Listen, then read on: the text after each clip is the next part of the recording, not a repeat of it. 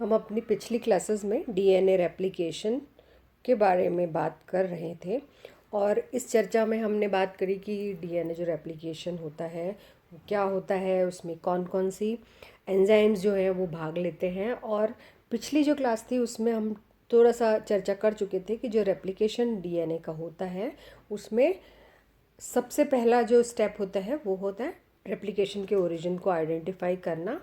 और उसके बाद धीरे धीरे जो स्टेप्स आगे बढ़ता है उसमें unwinding of double helical DNA होने के बाद आरएनए प्राइमर बाइंड हो जाता है और रेप्लिकेशन फोक बन जाता है। तो ये सब जो पद होते हैं रेप्लिकेशन के उनकी चर्चा हम कर चुके हैं। आरएनए बाइंडिंग साइट के पश्चात रेप्लिकेशन में और कौन सी प्रवस्थाएं सम्मिलित होती हैं उसके बारे में आज हम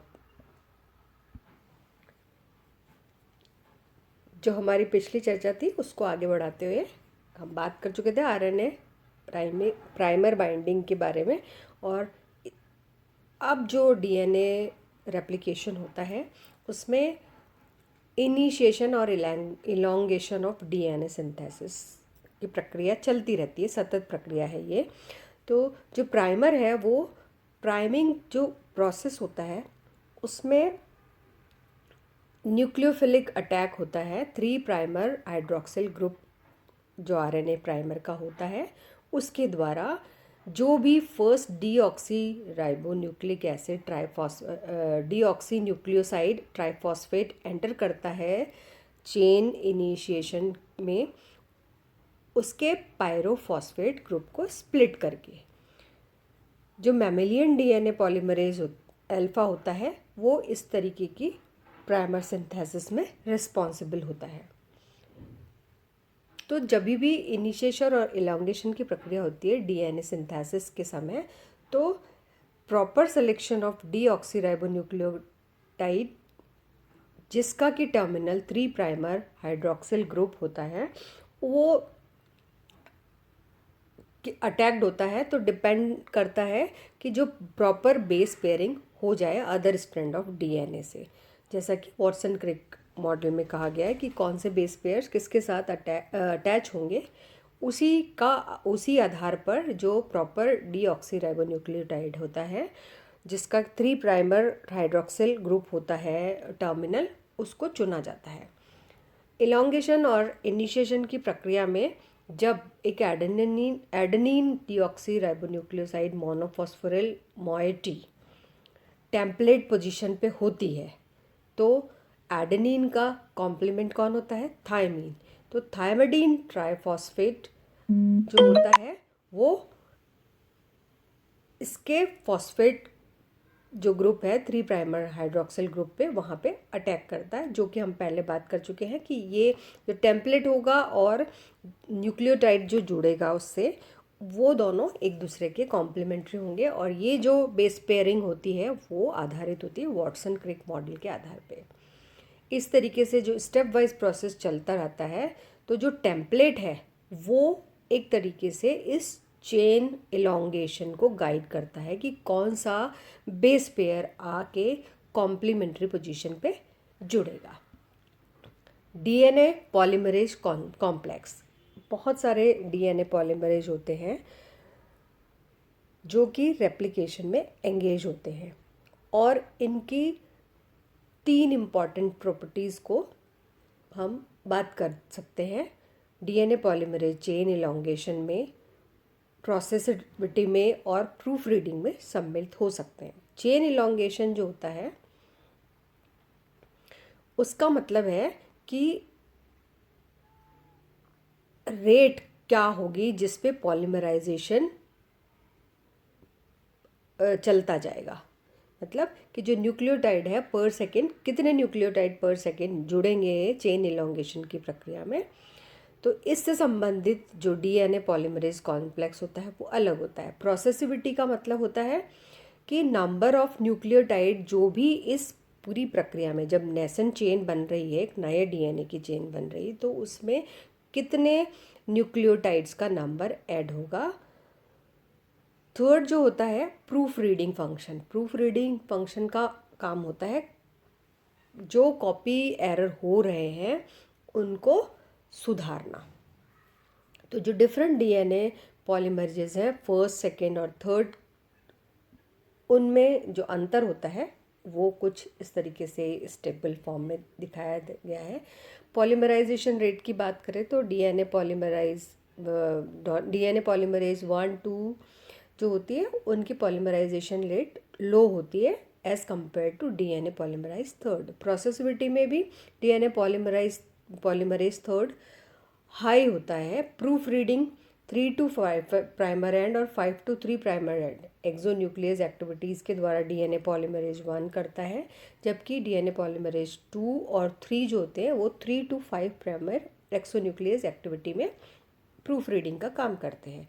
प्राइमर रिमूवल की अगर बात करें तो डीएनए पॉलीमरेज उसके लिए बेस्ट ऑप्शन होता है। डीएनए सेकेंड और थर्ड ये कार्य संपादित नहीं करते हैं। स्ट्रैंड सिंथेसिस की तो लैगिंग एंड पे होता है DNA polymerase 1। DNA polymerase second का स्ट्रैंड सिंथेसिस में जनरली कोई रोल नहीं देखा गया है, और डीएनए पॉलीमरेज थर्ड जो होता है वो लैगिंग और कंटिन्यूस जो एंड होते हैं उन दोनों पर काम करता है। डीएनए रिपेयरिंग में डीएनए पॉलीमरेज 1 और 2 एक्टिव होते हैं, जबकि डीएनए पॉलीमरेज थर्ड कोई एक्टिविटी नहीं शो करता है। डीएनए पॉलीमरेज कॉम्प्लेक्स की बात करें तो अगर ई कोलाई में बात करें तो पॉलीमरेज थर्ड, जिसको POL थर्ड से डिनोट किया जाता है, वो रेप्लिकेशन फोर्क पे काम करता है। सारे के सारे जो पॉलीमरेज होते हैं उनमें से ये highest rate of chain elongation की प्रक्रिया को कैटलाइज करता है और मोस्ट प्रोसेसिव होता है। पॉलीमरेज सेकेंड जो होता है वो प्रूफ रीडिंग और डीएनए रिपेयर में इन्वॉल्व होता है। पॉलीमरेज फर्स्ट जो होता है वो चेन सिंथेसिस को, ओकाजाकी फ्रेगमेंट्स या लैगिंग स्ट्रैंड जो होती है वहाँ पर चेन सिंथेसिस में को कंप्लीट करने का काम करता है। थर्ड जो प्रक्रिया है इनिशिएशन के बाद वो होती है एलोंगेशन। एंजाइम डीएनए पॉलीमरेजेस इस प्रक्रिया के लिए आवश्यक होते हैं नई स्ट्रैंड को बनाने का काम और चेन एलोंगेशन को करने का काम। यूकैरियोटिक जो सेल्स होती हैं उनमें पॉलीमरेज अल्फा, डेल्टा, एप्सिलॉन ये जो होते हैं वो प्राइमरी पॉलीमरेजेस डीएनए रेप्लिकेशन में इन्वॉल्व होते हैं। क्योंकि रेप्लिकेशन जो प्रक्रिया होती है वो 5 to 3 प्राइमर डायरेक्शन पर लीडिंग स्ट्रैंड में प्रोसीड करती है, इसलिए जो नए स्ट्रैंड फॉर्म होंगे वो कंटिन्यूस होते हैं। लैगिंग स्ट्रैंड जो होती है वो मल्टीपल जो प्राइमर बनते हैं उनके एडिशन के द्वारा बनती है। हर प्राइमर जो होता है उसमें बहुत सारे बेस पेयर्स हो सकते हैं जो कि अलग अलग होते हैं। डीएनए पॉलीमरेज इन पीसेस, जो डीएनए के पीसेस बने हैं उनको जोड़ने का काम करता है, और ये जो डीएनए पीसेस हैं उनको हम बार बार बात कर रहे हैं कि इनको ओकाजाकी फ्रैगमेंट्स कहा जाता है। द प्रोसेस जो रेप्लिकेशन का होता है वो डिसकंटिन्यूस होता है इस पार्ट पर। तो जो न्यूली क्रिएटेड डीएनए होता है वो फ्रैगमेंट में होता है और अलग अलग होता है, तो उसको जोड़ने का काम बाद में किया जाता है। एडिशन जो होता है नए न्यूक्लियोटाइड बेसिस का वो टेम्पलेट स्ट्रैंड के कॉम्प्लीमेंट्री होता है। ये भी एक जनरल बात है जो हम बार बार डिस्कस करे जा रहे हैं। डॉटर स्ट्रैंड जो होती है वो बाइंडिंग डीएनए न्यूक्लियोटाइड के ज़्यादा से ज़्यादा बाइंड होने के साथ डॉटर स्ट्रैंड एलोंगेट होती जाती है। रेप्लिकेशन फोर्क हम पहले ही बात कर चुके हैं, काफ़ी डिटेल में हमने इस पर बात करी कि जब रेप्लिकेशन फोर्क का निर्माण होता है तो सबसे पहले एक ब्रीफ रिवीजन हम कर लेते हैं अब तक जो हमने पढ़ा उसके लिए। तो हेलिकेज जो होता है वो एंजाइम अनवाइंड करता है पेरेंटल डीएनए को, ये यहाँ पर आपको दिख रहा है। सेकेंड स्टेप जो होती है वो होती है सिंगल स्ट्रैंड बाइंडिंग प्रोटीन का इस रेप्लिकेशन फोर्क से जुड़ना। ये सिंगल स्ट्रैंडेड बाइंडिंग प्रोटीन जुड़ी हुई है। थर्ड जो स्टेप होता है वो ये जो स्ट्रैंड है उसका निर्माण होता है जो कि कंटिन्यूस 5 to 3 प्राइमर डायरेक्शन में बनती जाती है।